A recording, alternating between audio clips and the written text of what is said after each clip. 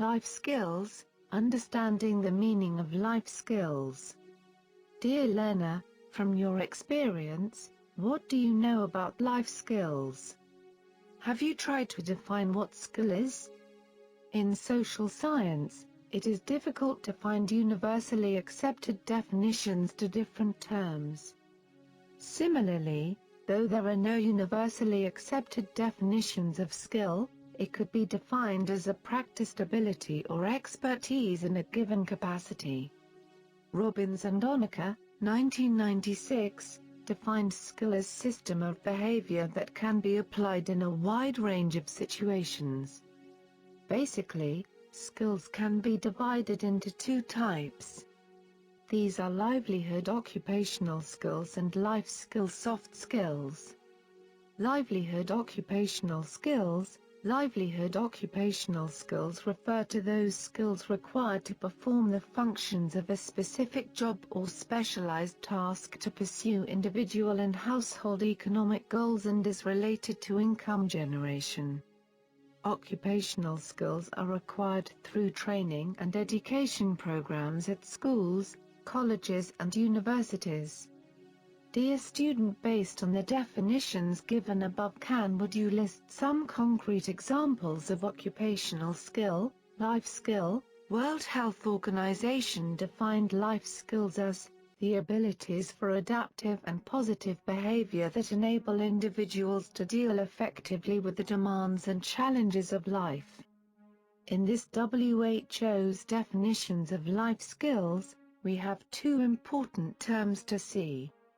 They are, adaptive, means that a person is flexible in approach and is able to adjust himself in different circumstances. Positive behavior implies that a person is looking forward and even in difficult situation, can find a ray of hope and opportunities to find solutions. Dear student, I hope you have observed that life skills are distinct from livelihood skills. Life skills are also called human skills with a diverse range that enable people to effectively deal with the demands and challenges of everyday life. Importance of life skills. The present globalized one-village world requires competition to lead a successful life. Hence, the teacher trainees are to be trained in all the skills that enable them effectively handle both on personal and job fronts. For an individual or an employee to effectively lead successful life, the importance of and value of life skills, though hard to quantify, are immeasurable. In today's uncertain economic times, people who have the ability to interact effectively with people are likely to be the one who will succeed. Generally, life skills are crucial to one's personal development because they enable to handle interpersonal relations, gain professional development, withstand social influence and take appropriate decisions, cope up with life challenges, have good impression and impact. In other way, life skills help people to make informed decisions, solve problems, think critically and creatively, communicate effectively, build healthy relationship with others, and cope with managing their lives in a healthy and productive manner. Core life skills. We have seen that life skills are abilities for adaptive and positive behavior, which enable to deal effectively with demands and challenges of everyday life. Having described in this way, many scholars of this field list different types of human skills to be life skills. Because of this, definitions of life skills are likely to differ across culture and settings. However, analysis of the life skills field suggests that there are a major core set of life skills. WHO also listed 10 core life skills.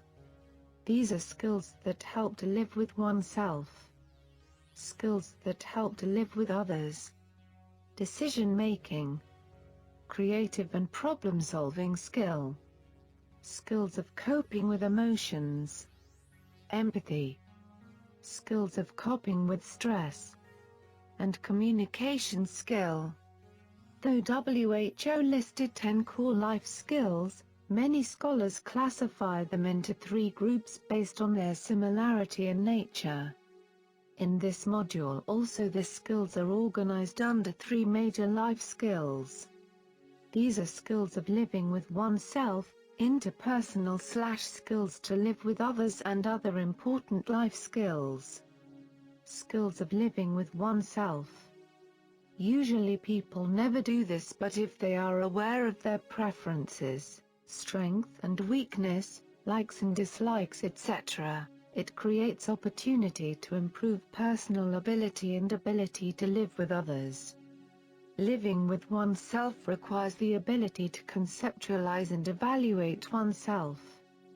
The conceptualization and evaluations focus on awareness of basic elements of oneself. Living with oneself starts with self-awareness on those basic elements of that self. The basic elements of self-awareness are self-confidence, self-esteem, and self-efficacy. Self-awareness. Have you ever listed what you like and dislike? If not, please list and explain why you like and dislike. Also figure out your strengths and weaknesses. And try to understand how it guides your personal and professional choices. As early as the philosophy of Socrates, people have known about the importance of self-awareness. Understanding oneself is a key not only to personal ability to succeed but also to our ability to work effectively with people.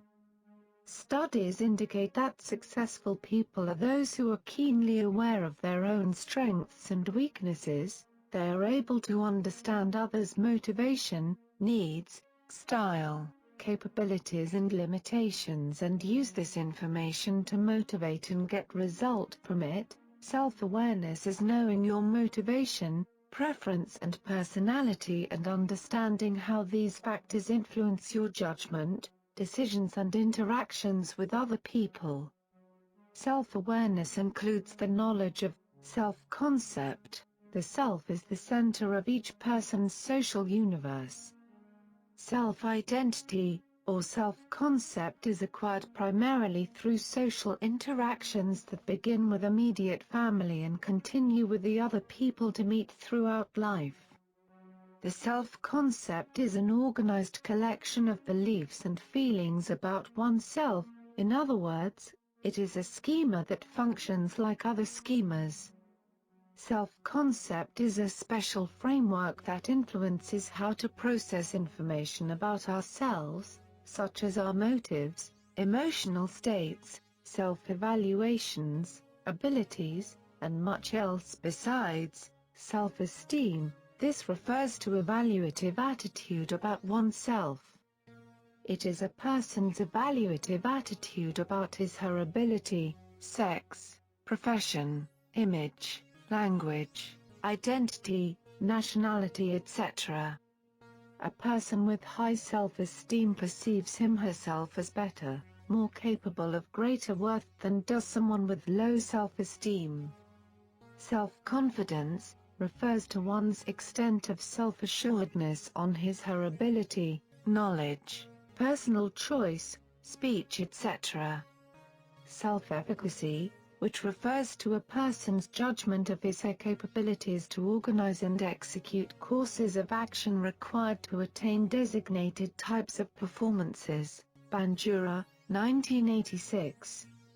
In other words, self-efficacy is a person's belief in his or her ability to succeed in a particular situation. It is one's sense of self-worth.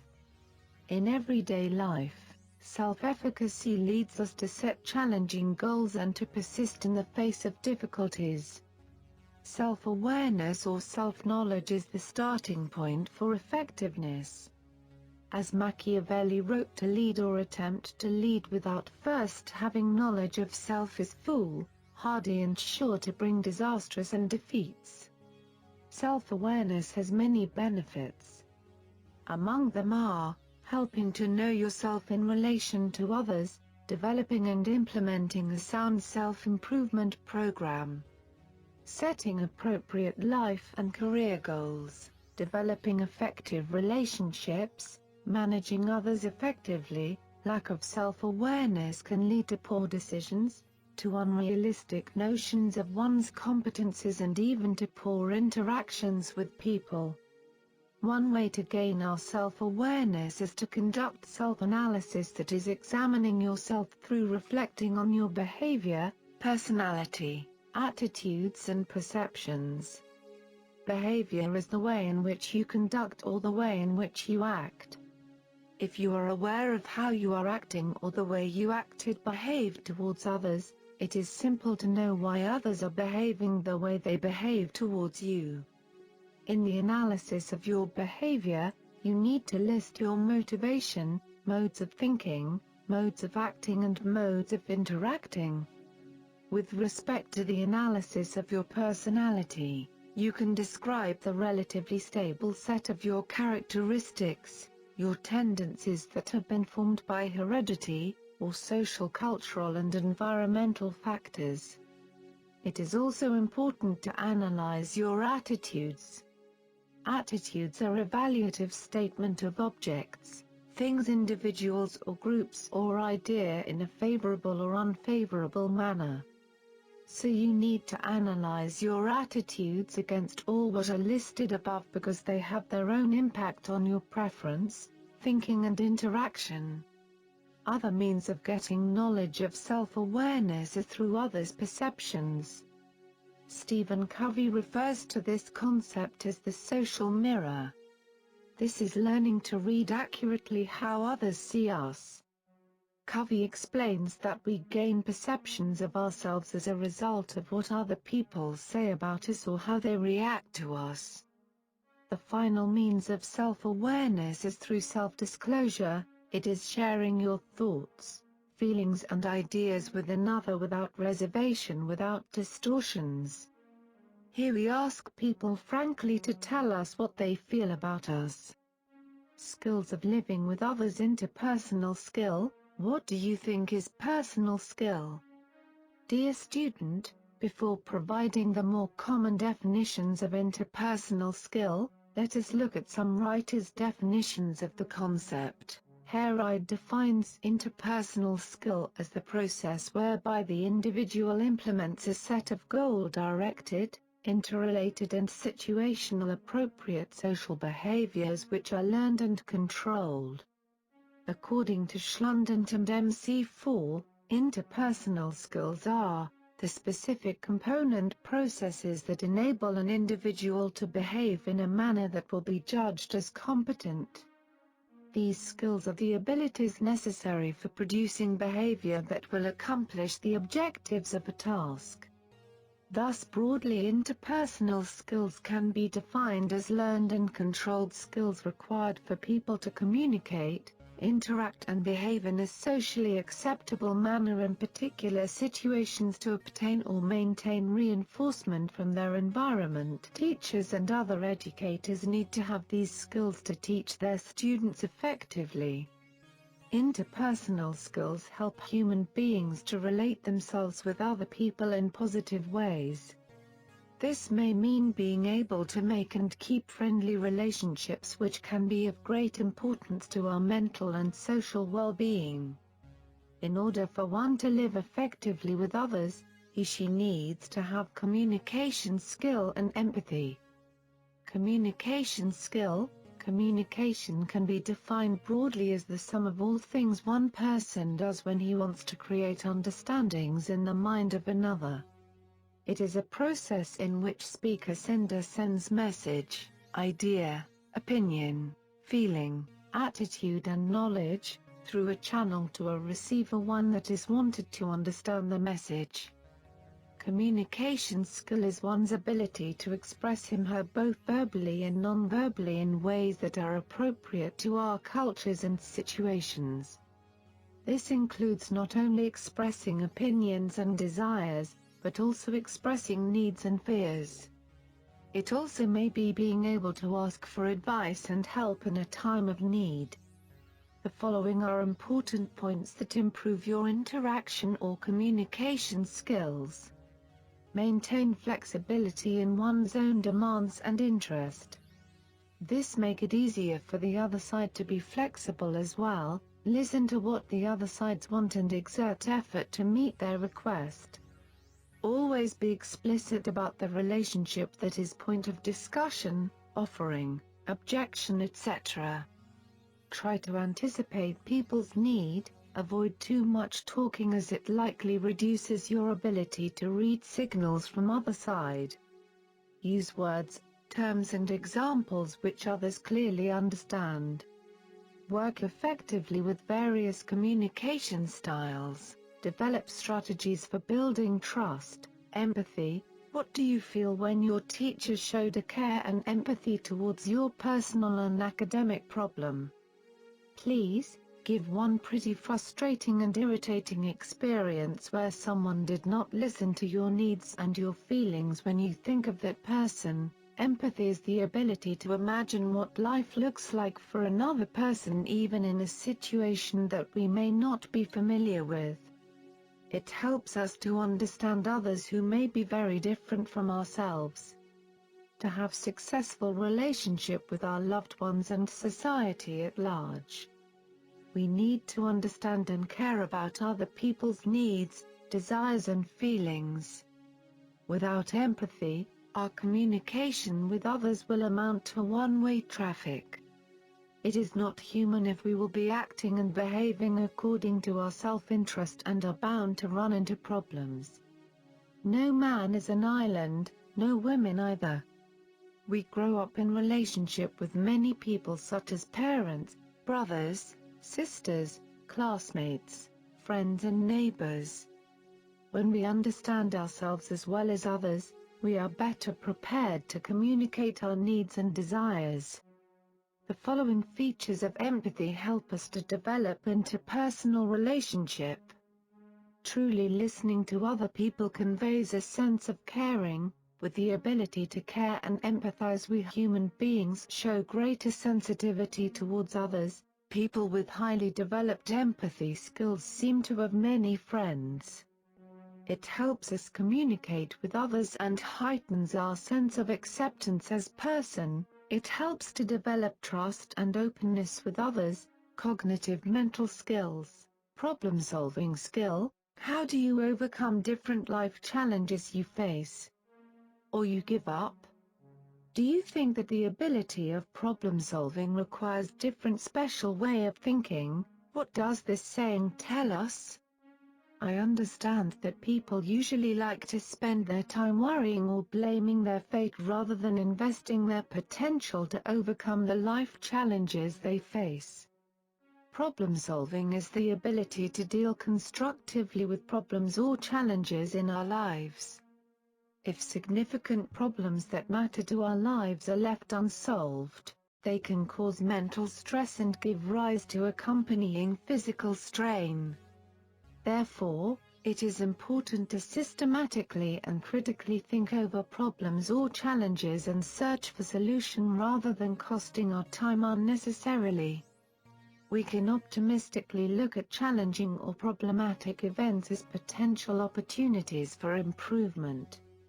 Approaches to problem solving. When confronted with a problem, people approach or try to solve it using different mechanisms. Below are different problem-solving approaches: a stop-it or mop-it approach. 1. Stop-it. A stop-it approach seeks to solve a problem so that the problem no longer exists. Its three forms are prevention, elimination, and reduction. Prevent it. Preventing a problem from occurring or recurring is the most ideal solution. The prevention approach is often a difficult one to apply because it requires predictive foresight. This might be a problem someday if we don't act now. For example, by preventing a cold, or an automobile accident, one can avoid the need to deal any further with a problem or its effects. Eliminate it. Eliminating a problem once and for all is also an ideal way of attacking a problem. If a tanker were leaking, an elimination solution would be to plug, seal or otherwise repair the leak. The cause of the problem to solve by eliminating should be considered in nearly every problem situation. Reduce it. The magnitude of any problem can be lessened by reducing its size. Suppose the tank is leaking and a repair, an elimination solution, is not possible until a day or two later. The problem could be reduced by turning off the incoming water. Without line pressure on the tanker, the leak would slow down. That would be better than a full-force leak. 2. Mop it. A mop-it approach focuses on the effects of a problem. Instead of treating the leak itself, the water on the floor is mopped up, the effects of the problem. Treat it. Here the damage caused by the problem is repaired or treated. The water on the floor is mopped up and the damaged floor is fixed. But, it should be noted that, 1 by itself a treat-it solution is not going to be nearly as effective as some form of stop-it solution, and 2. Treat-it solutions are often needed in addition to an elimination or reduction form of solution. Tolerate I. In this form of mop-it approach, the effects of the problem are put up with. The effects are taken for granted and measures are taken to endure them. Redirect it. Here the problem is deflected. Sometimes the problem will simply be redefined as not a problem. The rational problem-solving approach, the brain can think in 2 ways, emotionally, governed by instinctive feelings, and rationally, governed by acquired knowledge and beliefs. Rational problem-solving rests on the following principles. Problems are identified by comparing actual performance with an expected standard performance. Problems are deviations in actual performance from the expected standard. A precise and complete description of the problem is needed to identify a solution. What is happening? Where is it happening? When is it happening? To what extent is it happening? The cause of the problem will be found by comparing problem and non-problem situations. Recent problems are a result of some change in the situation that has caused an unwanted deviation from expectations. The rational decision-making model requires the following steps which, if followed, are assumed to lead to value-maximizing choices. The steps are as follows: define the problem, identify the decision criteria, weigh the criteria to determine rank of importance, generate possible alternative solutions, rate each alternative on each criteria, and compute the optimal decision. Creative thinking. Encyclopedic Dictionary of Psychology defines creativity as the ability to produce novel products or solutions to problems. The ability to create or discover something that is novel and has some value for the society is referred to as creativity. Creative thinking is a novel way of seeing or doing things that is characteristic of 4 components: fluency, generating new ideas, flexibility, shifting perspective easily, originality, conceiving of something new, and elaboration, building on other ideas. Therefore, creativity is a complex process which involves 3 facets that are person, process, and product. Person is an individual possessing the cognitive thinking skills and also generating the associated skills. A process is the ability to apply thinking skills in time and also in various stages of sequences to create a product. The product, it is the outcome which is in the form of an idea, model, theory or plan. It can also occur in the form of a tangible result such as a piece of music, art, a written document, a product, etc. Methods of creativity. Several methods have been identified for producing creative thoughts. The 5 classical methods of creative thought are evolution, synthesis, revolution, reapplication, and changing direction. Evolution is a method where new ideas stem from other ideas, new solutions emerge from old ones, and the new ones to some extent improve slightly over the old ones. For example, evolving new theories from previous or old theories. Synthesis, the creative method where two or more existing ideas or principles or products are combined together, giving rise to a third new idea.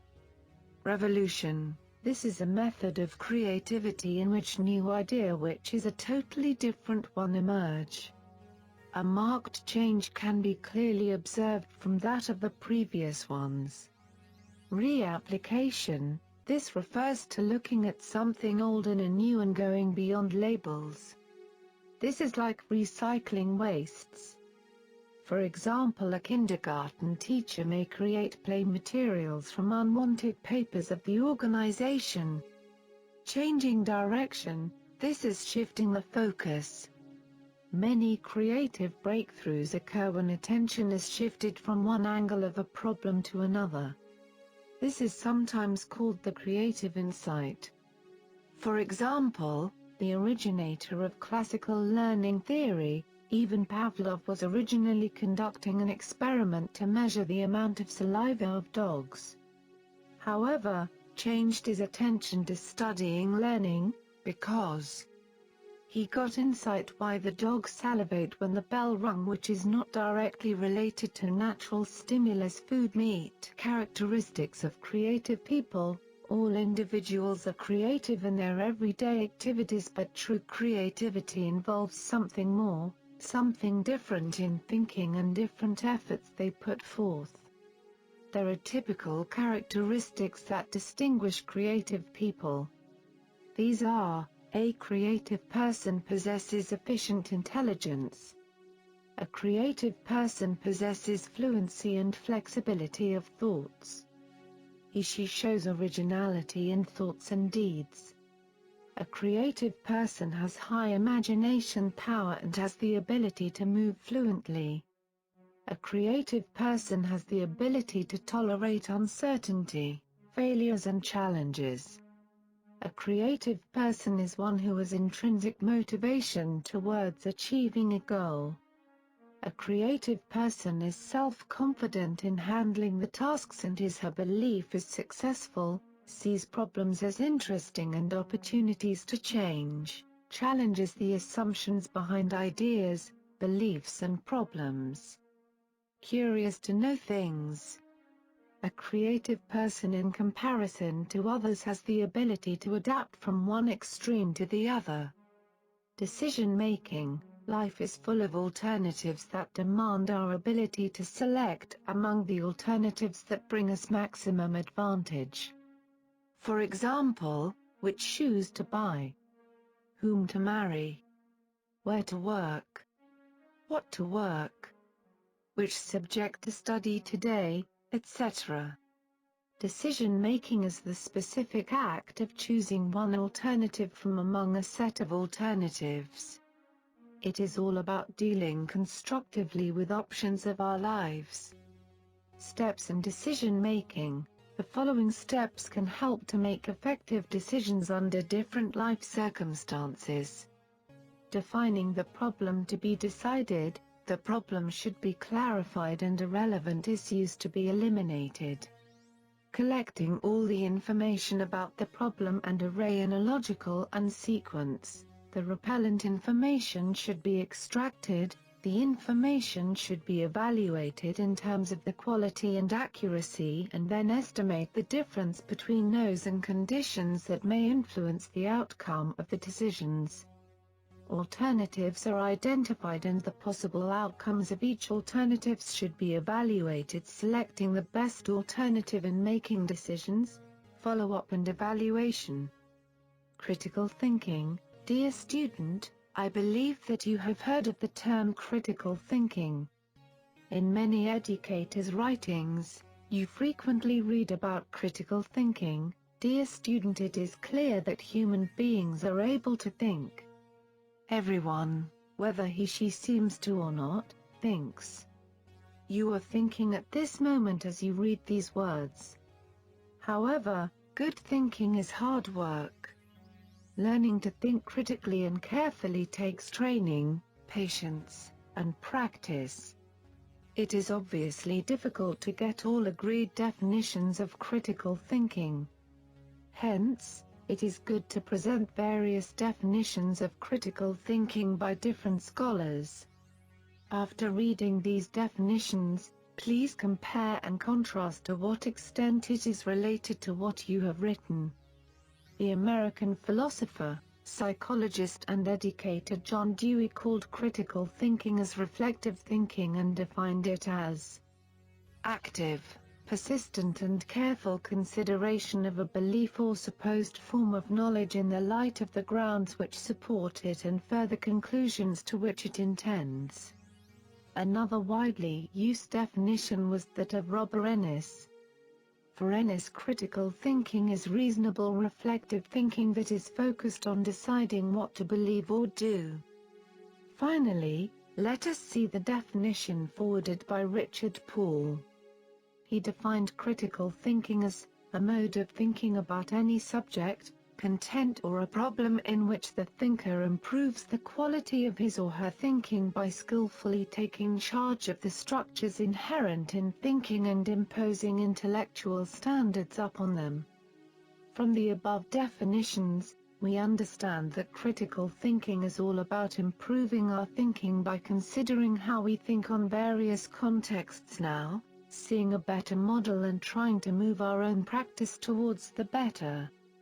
In other words, thinking carefully with clarity, depth, precision, accuracy, and logic is thinking critically.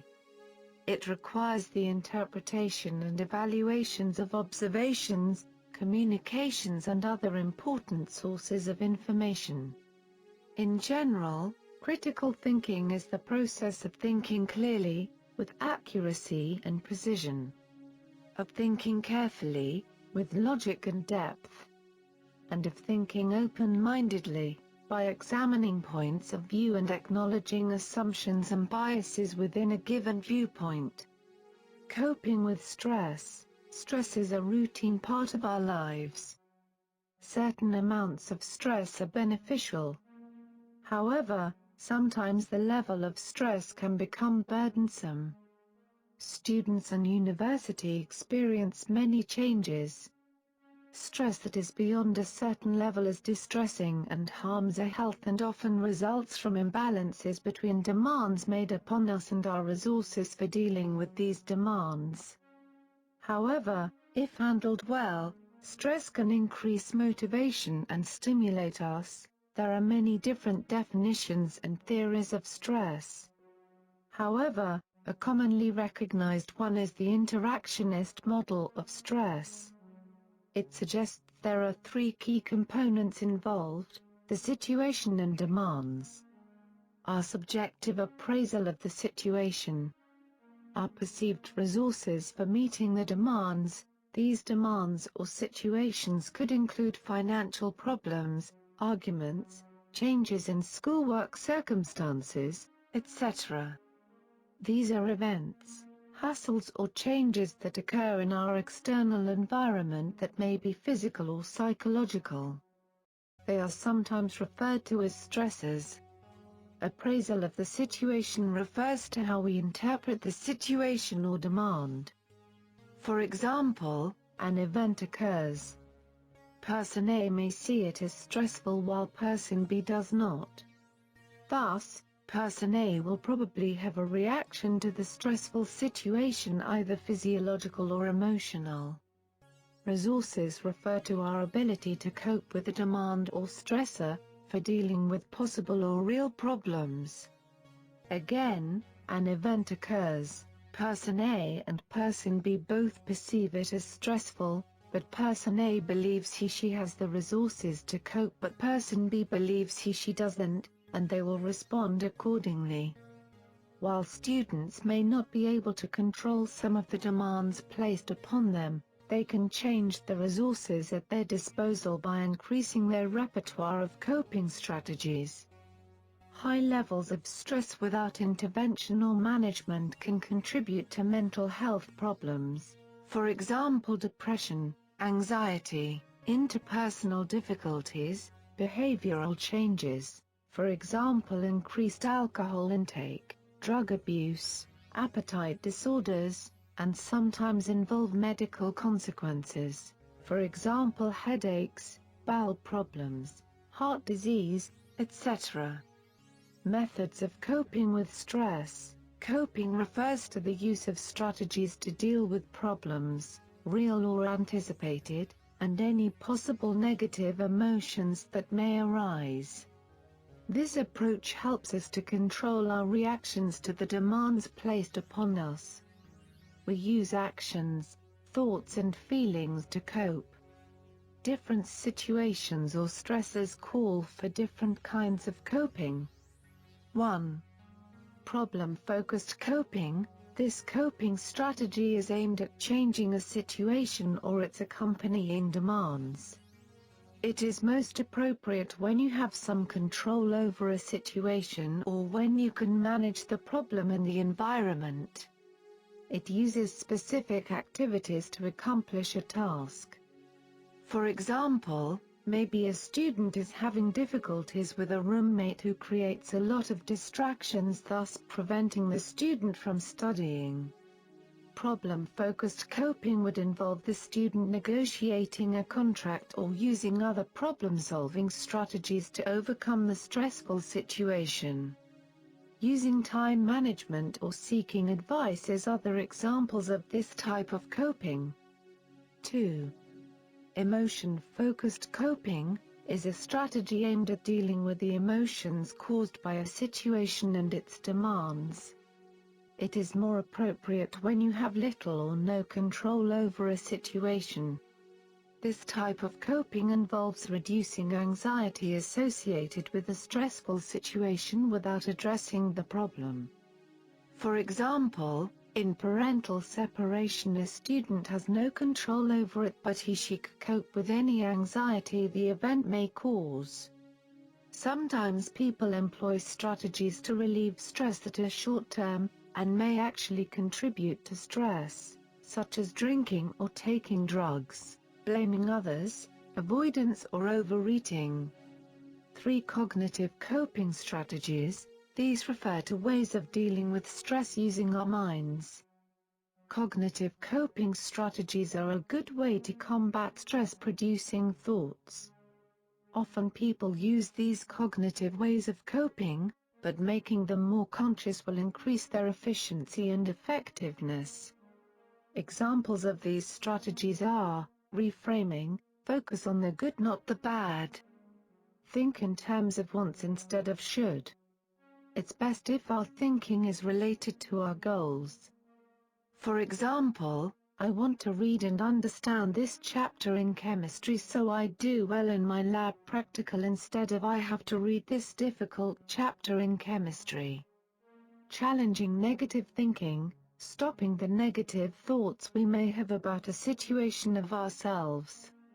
Examples of negative thoughts include expecting failure, putting yourself down, feelings of inadequacy, a thought such as everyone else seems to understand this except me. In order to gain control of negative thoughts or worries, you must first become aware of them. Next, yell stop to yourself when they occur. Try replacing with positive affirmations or at least challenge or question any irrationality of the thoughts. Positive self-talk. This is using positive language and statements to ourselves. These are sometimes referred to as positive affirmations. They are useful for building confidence and challenging negative thoughts. For example, I can do this or understand this, or I'll try my best. These work best when they are realistic and tailored to your needs and goals. Cost-benefit analysis. Asking yourself questions about the worth of thinking, feeling or acting in a particular way. Is it helping me to get things done when I think this way? Is it worth getting upset over? Am I making the best use of my time? Reducing uncertainty. Seek any information or clarification you may require to reduce the uncertainty. It helps to ask in a positive way. Situations that are difficult to classify, are obscure or have multiple meanings can create stress.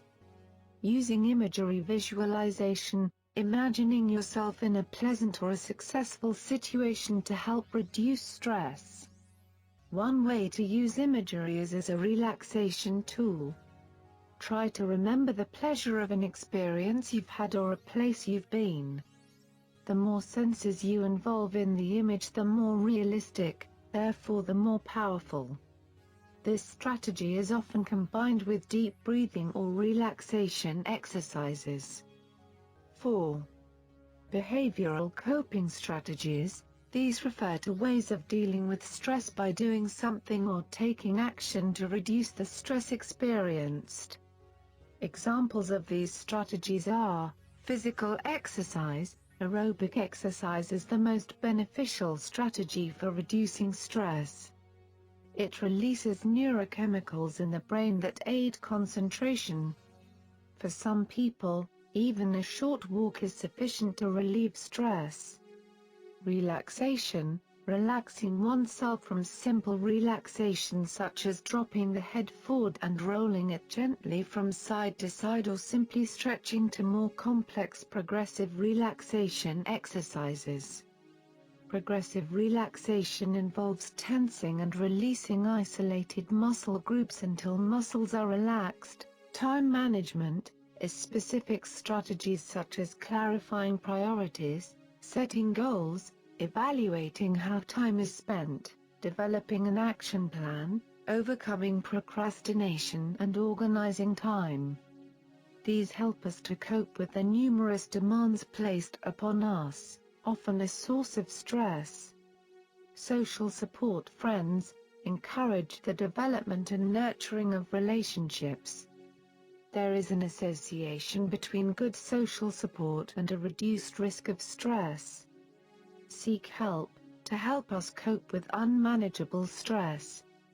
This is a sign of taking control, not of weakness.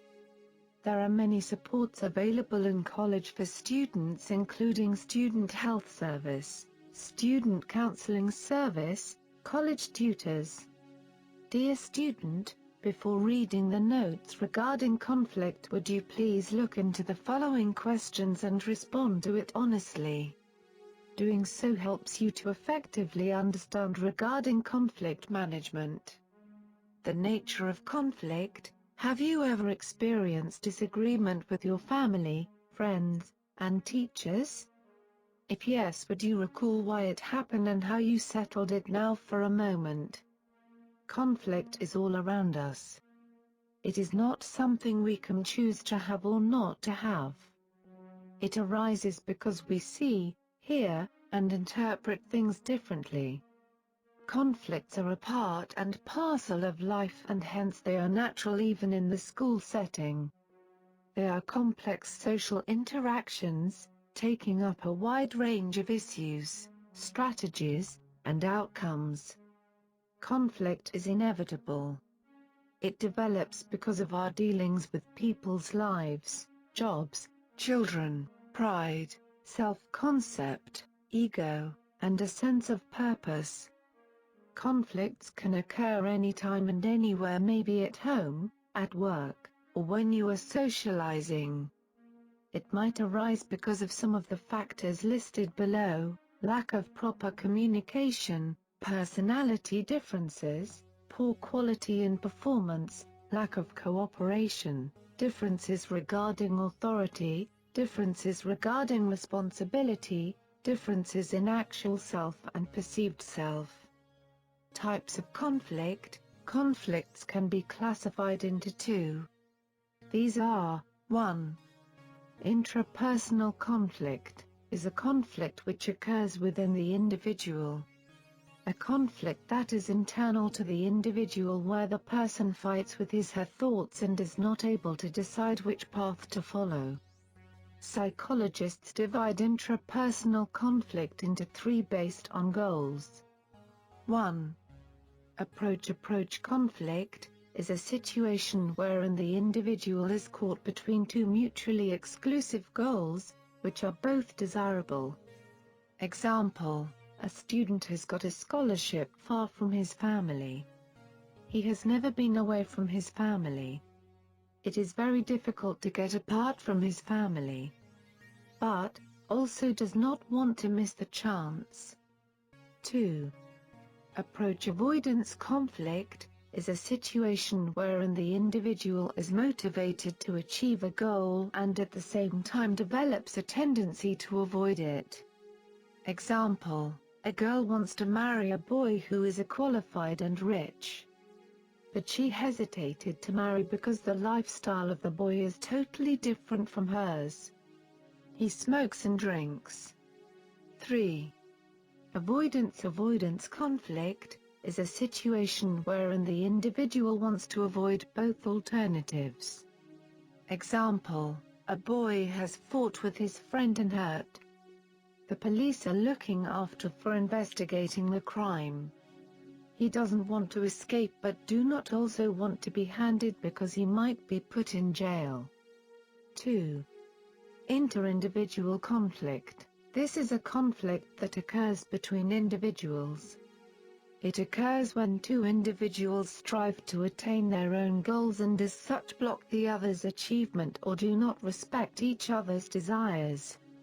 Strategies of conflict resolution. Though conflict is inevitable, it can be minimized, diverted and/or resolved. Conflict resolution is a constructive approach that enables people with constructing positions, work together and arrives at a mutually acceptable compromise. However, a great deal depends on how a person handles the conflict. If conflict is managed badly, it might damage many things. Conflicts managed properly leads to creative solution, high work satisfaction and good relationship. Conflict resolution helps to provide new ideas of living and working together, solve problems more effectively, encourage a better understanding between people as individuals and groups, improve the self-esteem and self-worth of a person. Thus, strengthening personal and working relationship, prevent violence by making people recognize conflict. Every person responds in different ways when faced with a conflicting situation. A number of strategies have been identified to resolve conflict. The common strategies for resolving conflict are that of Newstorm Davis and Fred Luthans. These conflict resolution strategies are: 1. Avoidance running away is a strategy that focuses on withdrawal from or neglect of any party's interests. A person may be unwilling to talk things out, pretend that a conflict has not existed and makes attempts to smoothen things over. 2. Diffusion. This strategy makes an attempt to neutralize or deactivate the conflict and calm down the emotions and aggressions of the group that is involved. It is effective when a temporary solution is needed and the groups have a mutually important goal. 3. Confrontation. It refers to facing the conflict directly and dealing it through a mutually satisfactory resolution. In this strategy, it is tried to maximize the achievement of both parties' goal. 4. Containment. This strategy allows some conflict to surface, but it should be carefully taken care of and can be carried out when the problems and procedures are structured, open discussions have failed, the conflicting groups are of equal power. Conflicts can also be resolved by other mechanisms. This may be called adaptive mechanisms, in which the individual critically analyzes the problem. Some of adaptive mechanisms are: A. Setting goals realistically. Here the individual changes goals and reset them according to reality rather than setting beyond capacity to achieve. B. Analyzing the conflicting situation. Rather than sticking to a single alternatives analyzing the pros and cons of the conflict and solution, C. Prioritizing the goal, from two or more alternatives prioritizing and deciding on the more important one. Summary. In general, skills can be divided into two. These are life skills and livelihood occupational skills. Though the term life skill is open to wide interpretation, it has been defined as the abilities for adaptive and positive behavior that enable individuals to deal effectively with the demands and challenges of everyday life. WHO. Adaptive means that a person is flexible in approach and is able to adjust in different circumstances. Positive behavior implies that a person is forward-looking and even in difficult situations, can find a ray of hope and opportunities to find solutions. The term livelihood skills or occupational vocational skills refers to capabilities, resources and opportunities to pursue individual and household economic goals and relate to income generation. Thus, life skills are distinct from livelihood skills. Life skills include skills of living with oneself, interpersonal skills and other important skills that help people make informed decisions, solve problems, think critically and creatively, communicate effectively, build healthy relationships, empathize with others, and cope with managing their lives in a healthy and productive manner. Self-awareness is recognition of self, our character, our strengths and weaknesses, desires and dislikes. Developing self-awareness can help us to recognize when we are stressed or feel under pressure. It is often a prerequisite to effective communication and interpersonal relations, as well as for developing empathy with others. Broadly, interpersonal skill can be defined as learned and controlled skills required for people to communicate, interact and behave in a socially acceptable manner in particular situations to obtain or maintain reinforcement from their environment. Interpersonal skills include communication and empathy. While communication is the ability to express ourselves, both verbally and non-verbally, in ways that are appropriate to our cultures and situations. Empathy is the ability to imagine what life is like for another person. Critical thinking is an ability to analyze information and experiences in an objective manner. Creative thinking is a novel way of seeing or doing things that is characteristic of our components. Fluency, generating new ideas, flexibility, shifting perspective easily, originality, conceiving of something new, and elaboration, building on other ideas. Problem-solving skills helps people to deal constructively with problems in their lives. Significant problems that are left unresolved can cause mental stress and give rise to accompanying physical strain. Coping with stress means recognizing the sources of stress in our lives, recognizing how this affects us, and acting in ways that help us control our levels of stress, by changing our environment or lifestyle and learning how to relax. Conflict resolution is a constructive approach that enables peoples with constructing positions, work together and arrives at a mutually acceptable compromise. Activity 1. Why is it important to have self-knowledge? 2. How can peoples improve their relationship with other peoples? 3. What do you think is the purpose of feeling others' pain or taking others' perspective? 4. Discuss ways that one can get information about self in order to be self-aware. 5. What are elements of self that one needs to be aware of? 6. Compare and contrast the major approaches of problem solving. 7. What is critical thinking? 8. What is the use of being creative? Creativity. 9. What are the characteristics of creative people? 10. How do stress harm people? 11. List and explain the different types of stress coping strategies.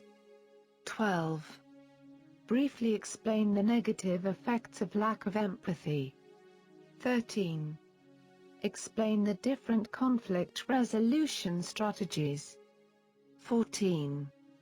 Why do people's you think engage in conflict? 15. Explain the impacts of not handling conflicts effectively.